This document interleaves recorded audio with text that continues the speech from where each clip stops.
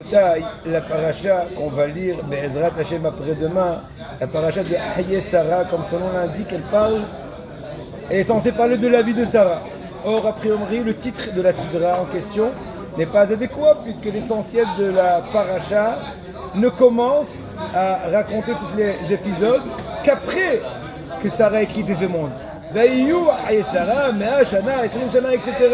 Donc pourquoi on appelle la paracha au nom d'un détail qui est mentionné dans le verset pour raconter qu'elle est Nifteret?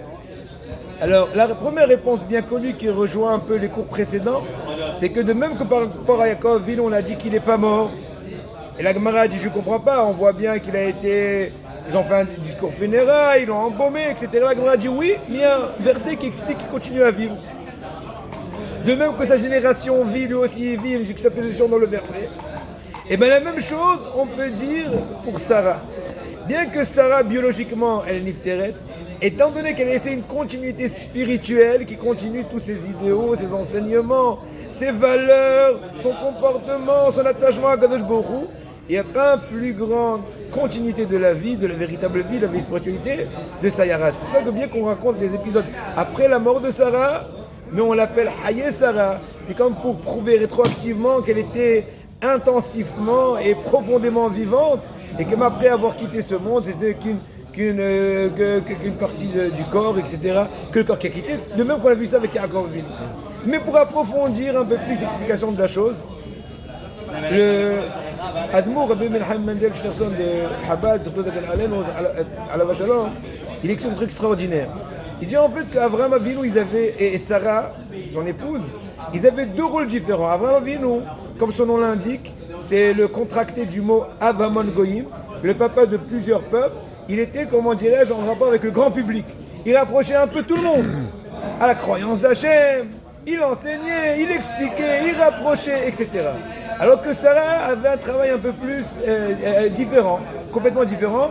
Elle était la couveuse de la maison. Elle surveille Yitzhak et elle dit à son mari chasse Ishmaël, il est en train de déranger la pureté de Yitzhak, etc. Maintenant, cette expression-là du rôle de Sarah, on peut le voir dans au moins 3 épisodes de notre paracha. Primo, au début, quand Abraham essaye d'acheter la grotte de Marpella pour enterrer Sarah, et bien Abraham Avinu, il leur dit: si vous voulez, vous me donnez la Mehara avec un prix, sinon j'apprends de force, parce qu'étant donné que tout est pour Sarah, tout est pour la spiritualité, tout est pour la continuité, tout est en lien avec Sarah, que c'est elle qui est la suite directe de Adam et Hava. C'est elle qui va continuer, qui va canaliser, entre guillemets, encore une fois, la couveuse, qui va canaliser la suite et la pureté d'Adam Arishon. Secondo, par rapport à Eliezer. Eliezer lui-même, qui était le fameux élève d'Abraham. C'est pas qu'il puisait, il donnait à boire tous les enseignements de son maître.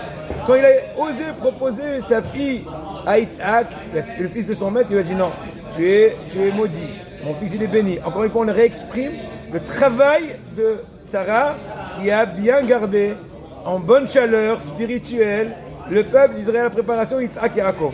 Dernièrement, pour finir, on voit très bien qu'à la fin de la paracha, Avraham Avinu qui avait plusieurs enfants avec plusieurs concubines, mais en fait Rachid dit c'est qu'une seule, qui est Torah et Agar, il les a chassés, il leur a donné des cadeaux, et allez-vous-en, ne restez pas à côté de mon fils Yitzhak, encore une fois pour assurer le travail de Sarah. À nous aussi à Botei, d'être vigilants, de surveiller nos enfants, de faire attention à notre entourage, à notre fréquentation, à tout ce qui est autour de nous à Botei, parce qu'une mauvaise fréquentation peut faire le plus grand désastre, et les choses sont souvent irretournables, irréversibles. À Kadosh Baruch Hu,